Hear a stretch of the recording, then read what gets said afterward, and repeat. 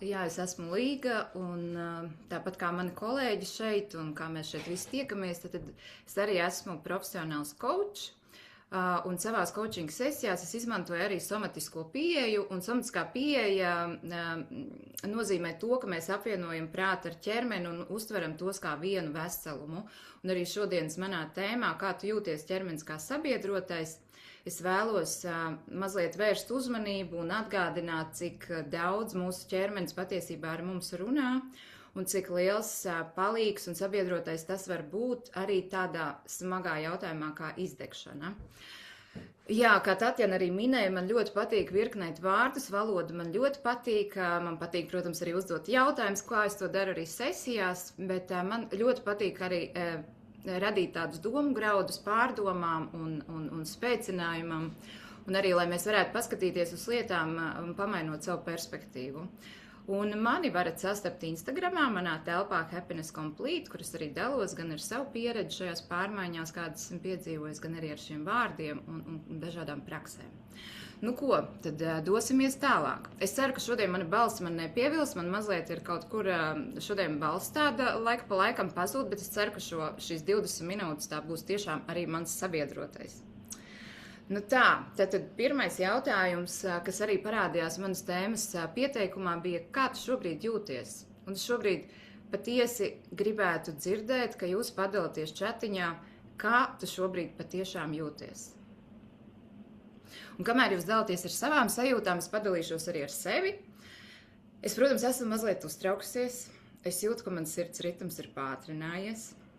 Es jūtu, ka man mazliet ir kaklā tāda grauzoša sajūta par to balsi, kā es runāju. Jā, un jūtu arī siltumu vēdera daļā. Paldies! Es redzu, ka kāds ir padalījies, kāds saka lieliski, kāds saka labi. Kāds saka augsti, ka gribas tādā kažociņā, vai ne? Jā, kāds jūtas labi, gribētos mazliet atbrīvoties no stresa. Mazliet nogurums, superīgi, Merkurs vairs nav retrogrādā, lieliski, vai ne? Nogurus sāp rokas no milzīgās paciņas, kas vakardien bija jānes. Jā, paldies, ka padalījāties, un kāpēc es šo jautājumu uzdodu? Jo faktiski tā ieklausīšanās sevī ir viena būtiska izdegšanas profilakses sastāvdaļa. Un, protams, ka es saprotu, mēs šeit varbūt arī neredzam viens otru, un ja mēs būtu daudz ciešāk, mēs arī paskatītos, kas aiz tā labi, aiz tā nogurusi, aiz tā lieliski, kas aiz tā visa vēl vairāk slēpjas. Jā, kāds saka, nav vēlams nevienu satikt, mēs šodien arī pieskarsimies, es savā tēmā pieskaršos arī šīm tēmām. Jā, vēl es sadzirdu, kaut kur ir šis nogurums. Un, jā, faktiski es šeit arī sadzirdēju šo atbildi labi, un pie šīs atbildes es mazliet gribu uzkavēties. Jūs droši vien arī zinat to situāciju, ka jūs satiekat kādu paziņu uz ielas, vai nevajag jau pat vienkārši paziņu, bet arī savus līdzcilvēkus, jā, un ka jūs kaut ko jautājat, un viņi pasaka labi. Nu, man tā ir klasika mājās ar maniem pusaudžiem, kad mēs darbdienas vakarā satiekamies, kā tev gāja? Labi. Kā tu jūties? Labi. Nu jā, tas viss ir tā kā labi, kā treniņā labi, kā ar draugiem labi. Un ja es nejautātu tālāk, kas aiz tā labi slēpjas, tad faktiski es pat nesaprastu, ko no tās atbildes, kā man šo cilvēku sajust, nu, ko tas labi nozīmē, kas aiz tā labi slēpjas. Un pie šī labi es pieskaršos arī savā pieredzes stāstā, bet tas, ko es ar šo jautājumu, kāpēc es to tiešām esmu izcēlusi un uzsvērusi, ir vērts būt godīgam pašam pret sevi. Un sev laiku pa laikam pajautāt, kā es šobrīd jūtos, un nevis ar to automātisko un pieklājīgo labi, bet pavērot, kā es patiešām jūtos. Tā, jo visu novembri, kā jau Tatjana arī minēja, mēs runājam par izdegšanas tēmu, un mēs redzējām jūsu lielo pieprasījumu, tāpēc arī decembrī vēl būs turpinājums par šo tēmu. Un arī es šodien caur šo somatikas pieeju mazliet vēlos izgaismot tos jautājumus par izdegšanu. Un kas tad faktiski ir izdegšana un kā mēs līdz tai nonākam? Izdegšana ir atvienošanās no savām sajūtām, tad, kad mēs vairs nesajūtam savu ķermeni, savus robežas un sevi. Un patiesībā, tad, kad es ar šo jautājumu saskāros, es izdzirdēju vēl skarbāku tādu apzīmējumu, ka izdegšana patiesībā ir sevis nemīlēšana. Ja patiesībā pat tā ir nerūpēšanās par sevi. Man tas bija diezgan smeldzīgi to apzināties, bet tajā ir ļoti liela taisnība, jo ja mēs sevi mīlētu, ja mēs sevi sajustu, mēs neļautu nonākt tik tālu sev. Un kāpēc šī tēma man ir svarīga? Es jau mazliet ieskicēju, jo es esmu saskārusies arī ar izdegšanas jautājumu. Pirms 2 gadiem tas notika ar mani. Es kādā rītā vienkārši nevarēju izkāpt no gultas, un no malas to faktiski vispār nevarēju pamanīt. Es izskatījos pēdiņās labi, bet es izskatījos labi. Man tā šķiet, es neuzprasos uz komplimentiem, protams, bet augšējās bildes, kuras es ieliku uz slaidā, tad tur, kur es esmu Romā pie Kapitolija, tie ir 3 mēneši pirms šī mana spīča stundas, kad es vispār tiešām nevarēju pakustēties. Un tā, kur es esmu lecienā, ir tikai 2 nedēļas pirms šī mana notikuma, kas mani vienkārši apstādināja. Un ko es ar šo vēlos teikt, ka izdegšanu mēs no malas cilvēkiem pat īsti nevaram pamanīt. Un ja mēs neesam godīgi pret apkārtējiem, vismaz pret tuvākiem, un galvenais pret sevi, tad tas tā arī aizved, ka mēs it kā ejam tajā tempā, skrienam tajā ikdienas ritmā līdzi, bet neapstājamies un nesajūtam, kā es patiesībā jūtos. Jo faktiski ķermenis jau mums sūta šos signālus daudz iepriekš. Daži pētījumi vēsta par to, ka izdegšana sāks 7 gadus pirms tās spīča stundas. Un, ja es skatos attiecībā uz sevi, es esmu analizējusi, es mazliet vēlāk arī padalīšos ar šiem signāliem ķermeņa, tad patiesi tie man piemeklē jau daudzus gadus iepriekš, un es it kā jūtu, ka tie man ir, bet es neko nedarīju ar to. Es neiedziļinājos, kā es to varu mainīt, es nedevu pretī to balansu. Lūk, un tās lejējās bildes, tas jau ir laiks, kad iestājās mana 3 mēnešu slimības lapa. Sākumā tas bija tieši tā kā šajā bildītē ar mandalām, gultas režīms, tēja un tik mierīgs ritms, vienkārši varētu jau teikt fantastiski, bet, protams, ka ķermenis tas nebija fantastiski, jo pirmās dienas tas bija vienkārši zem segas, raudāt, gulēt un vienkārši sāpīgi apzināties, ka tiešām tas ir tik tālu aizgājis. Bet tur, kur ir šī speķmaizīte, tas ir tāds prieka gabaliņš, tas jau bija 3. mēnesī, es ļoti daudz sāku ar savu ģimeni doties dabā, un šeit arī mēs bijām dabā pie ugunskura meža darbos, un tas tiešām ļoti uzlādē. Bet runājot par tiem ķermeniskajiem signāliem. Es esmu šeit apkopojusi tādus klasiskākās ķermeņa norādes par pārslodzi. Un bieži vien mēs viņas ignorējam. It kā pat varbūt sajūtam, bet palaižam to tādā pašplūsmā un visu laiku atrodam kaut kāds attaisnojums. Ar mani arī tā bija. Es visu laiku meklēju attaisnojumus, un man vienmēr bija attaisnojumi. Ja, un šeit tā tad arī, piemēram, par nogurumu. Es arī šeit dzirdu, ka daudzi raksta, ka jūs esat noguruši. Sestdienas rītā, 11 no rīta, ir nogurums. Tā bija arī mana klasika, tas pat bija tos 6-7 gadus pirms tās manas spīča stundas, kad es cēlos no rīta ar tādu sajūtu, es gaidu vakar, kad es varēšu atkal iet gulēt, jo tas nogurums ir tāds, es neesmu atjaunojusies. Un tas nebija, protams, katru dienu, bet tas bija ļoti bieži, un atkal visādi attaisnojumi, man taču ir mazi bērni, māja, tas un tas, protams, ka es tā jūtos, bet ko es varu darīt, man taču jāiet, jādara un tā tālāk. Bija arī šī smaguma sajūta krūtīs, un es domāju, ka mēs ik viens to laiku pa laikam dzīvē arī izjūtam, kad ir kaut kas tāds emocionāls smags, tad ir tāds tā kā uzsēdies virsū. Un līdzīgi arī lejā ir tas rimbulītis ar nemieru.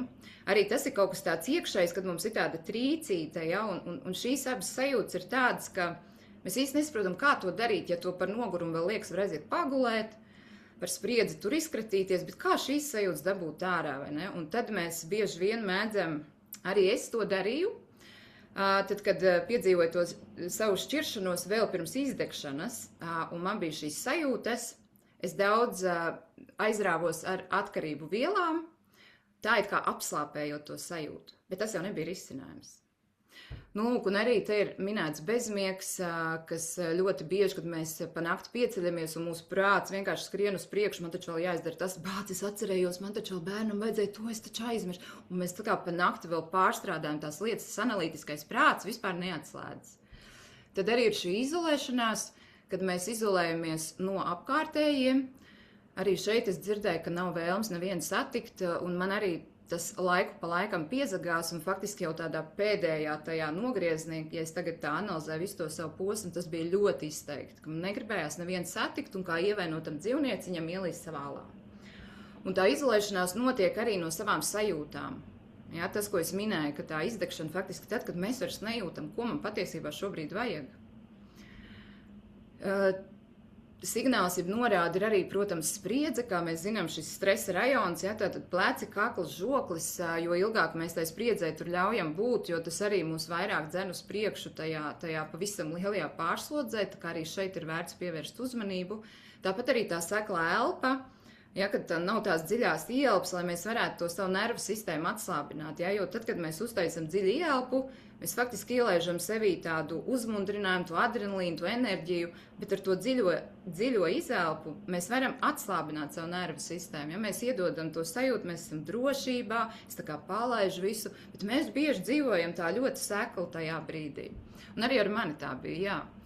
Tad par nemieru jau minēju, un tad ir šis zemais emocionālais slieksnis, kad ļoti daudz lietas ātri aizkaitina, ja? Kad kāds kaut ko pasaka un jau viss iet pa gaisu. Varbūt ne burtiskā nozīmē, bet iekšā jau ir to dzz. Un arī tas, ka daudz gribas raudāt, vai gluži otrādi esmu arī dzirdējusi par to, ka citi nespēja paraudāt. Gribas raudāt, bet vienkārši nespēja paraudāt. Un tas arī norāda, ka mēs esam izolējušies no savu ķermeņa, un pat nespējam vispār vairs atslābināties, nu tā paši noregulēt sevi. Jā, tad ko ar šo visu darīt ar šiem norādiem, ar šiem signāliem? Faktiski, lai mēs vispār kaut ko tādu sevī pamanītu, ir ļoti svarīgi apstāties, dziļi ieelpot, izelpot un sajust. Un vienkārši sevī klausīties. Un šobrīd es vēlos iedot arī tādu mazu praksi. Es esmu apvienojis tādas divas somatiskas prakses - ķermeņa skenēšana un ķermeņa iečakošanās.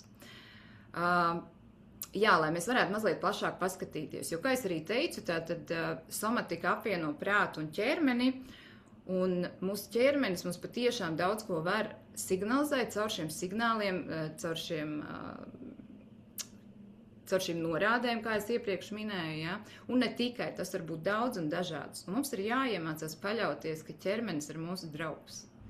Un tas, ko mēs šobrīd praksē iesim cauri un ko jūs dzirdēsiet, ļaujiet vienkārši tām atbildēm tur būt bez analīzes. Lai tas prāts šobrīd apstājas, lai viņš aiziet šobrīd atpūtā, ļaujam vienkārši būt visam, kas notiek. Jā, un kāpēc šī praksē patiesībā ir svarīga? Protams, tas, ko es minēju, lai mēs vispār savienotos ar sevi, ar savām sajūtām. Tad, kad mēs būsim savienojušies ar sevi, mēs spēsim atkal tās savas robežas sajust. Ja mēs sapratīsim, ko es varu darīt, ko nevaru, jo es pati to zinu, es arī esmu tāds tips, kam daudz gribas darīt, visas idejas realizēt un tā tālāk, un tas prāts dzen uz priekšu, bet tev vēl tas jāizdara, tev bija šitāda ideja, un tu taču vari, tu dari, un tā kā, gribās skriet līdzi, un ja es neieklausos ķermenī, tad tur atkal es saprotu, ka es nonākšu turpat. Tā kā šeit ir tās robežas gan pret sevi, gan pret apkārtējiem, cik tālu es ļauju kaut kur pielaist sev klāt. Un arī šī prakse iedod to trenētību, saprast, kā es jūtos dažādās situācijās, ja? Un caur ķermeni var sajust, piemēram, sāk vairāk kaut kur pulsēt kaut kas, vai sāk kaut kas kņudināt, vai vēderā sāk griezties kaut kādas sajūtas, ja? Tad es saprotu, tev šitai situācijā kaut kas man jāņem vērā. Un iespējams, es tādas situācijas varu sazīmēt vairāk un jau saprast, tā, pagaidi, šitai laikam manas robežas pārkāp, ko es varu darīt. Nu tā kā jā, šī sazemēšanās un skenēšana ķermeņa, tā var iedot to lielāku sajūtu, to lielāku saskaņu ar sevi. Nu ko, esat gatavi? Tā, tad pirms mēs iesim iekšā, tā gluži nebūs meditācija, bet tā būs tāda atslābināšanās tehnika. Tad no sākuma aicināt mazliet tā kā pašūpoties, lai jūs atrastu to savu centru, lai jūs nobalansētu savu ķermeni un būtu tā kā justos ērti. Ja? Un galvenais atslābiniet arī muguru, kaut kur atspiediet, lai jūs jūties ērti. Un aicināšu nolaist mazliet skatienu vai pievērt pavisam acis, lai jūs varētu šo savu sajūtu, šo savu skatienu vērst uz iekšu. Un uztaisīsim 3 dziļas ieelpas un garas izelpas. Var arī ar visu skāņu izlaist ārā visu lieko.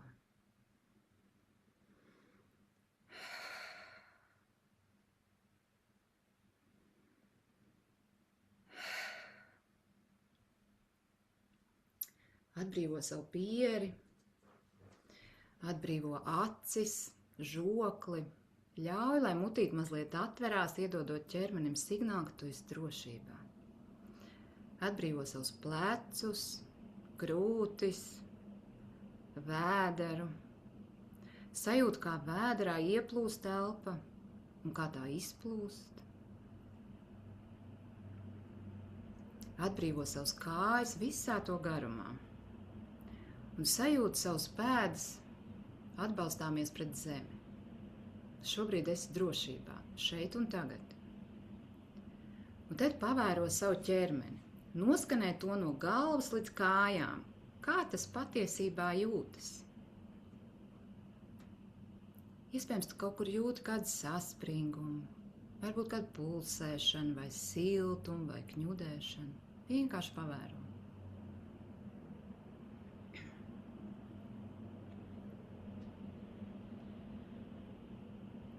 Un tad apstājies pie tās vienas sajūtas, kas ar tevi visvairāk runā, kur šķiet tāda visspēcīgākā. Un iztēlojies, ka tu esi paņēmis pultu un mazliet paspilgtini šo sajūtu, uzgriez to plusu podziņu un paspilgtini. Tik tālu, cik tev ir ērti.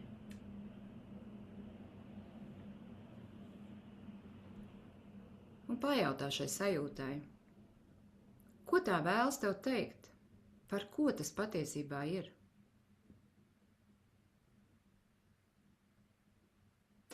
Ļauj, lai tas impulss nāk, neko neanalizē, vienkārši ļauj.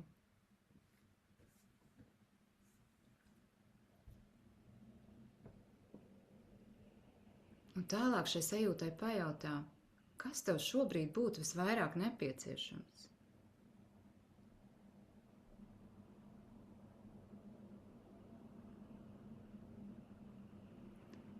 Un kad esi sevī ieklausījies, kad esi gatavs, tad lēnām var uztaisīt vēlreiz dziļu ieelpu un garu izelpu. Var atvērt acis un atgriezties šeit, mūsu online vidē.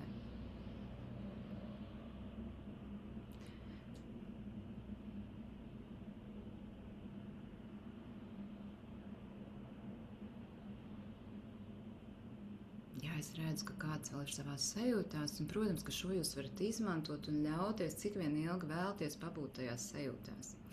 Bet, kā es minēju, tad ķermenis un prāts ir vienots veselums. Un ja šobrīd likās, ka tā sajūta ir tāda gaisīga un tāda viegla, iespējams arī tā nebija viegla, bet tā bija tāda mazliet gaisīga uz iekšu vērsta, tad šobrīd, lai mēs to savienotu un sazemētu ar savu prātu un vispār ar šo brīdi, tad es aicinātu jūs katru sev vienkārši piefiksēt tādu mazu lietiņu, ko tu sev šodien vari iedot no tā, kas tev visvairāk ir nepieciešams.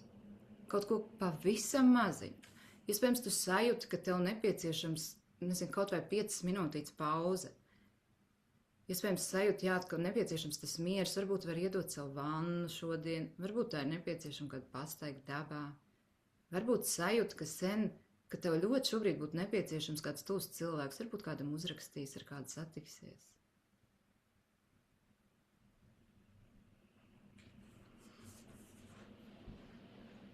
Un es no sirds vēlos jums teikt paldies, un paldies arī jūsu ķermeņiem par to, ka viņi ir jums.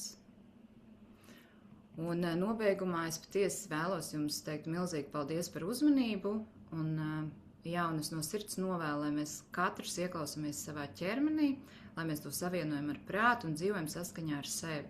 Un tad, kad mēs sāksim savu ķermeni dzirdēt, tad mēs sāksim mirdzēt, nevis degt. Paldies jums liels!